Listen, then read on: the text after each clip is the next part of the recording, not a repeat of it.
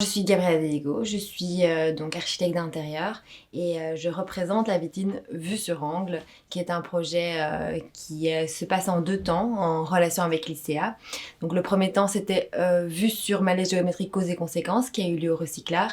Et là maintenant, on est dans le vif du sujet de Vue sur Angle, qui est 31 rue des Croisiers.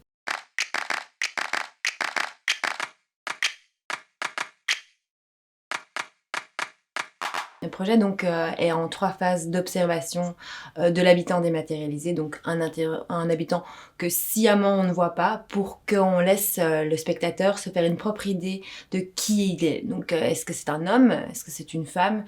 Quel est son profil? Quel est son âge? D'où il y vient? On ne sait pas. Et justement, il n'y a pas de bonne réponse par rapport à cette question. La première phase, c'est vous êtes ici. Et vous êtes ici qui sont 5 jours de liberté qui s'ignorent tellement qu'ils sont acquis.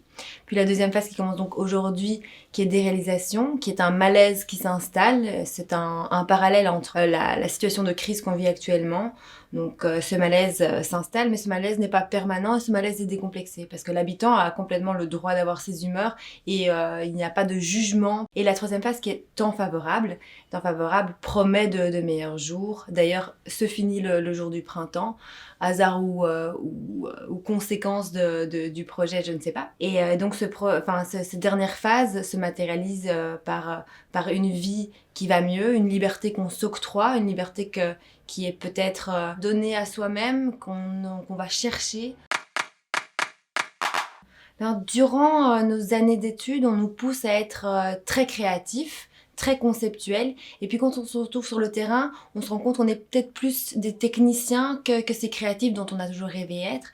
Il y a vraiment peut-être 2 catégories qui se distinguent, ceux qui se forment donc du coup au cadre et qui restent dans cet aspect technique, et puis ceux qui vont peut-être un petit peu plus chercher à faire évoluer l'architecture et qui prennent vraiment leur métier à cœur et qui veulent faire justement d'architecture quelque chose de nouveau, mais tout en ayant le respect de l'urbanisme. Pour moi, c'est toujours important de faire cette corrélation. Le nouveau dans le respect de l'ancien.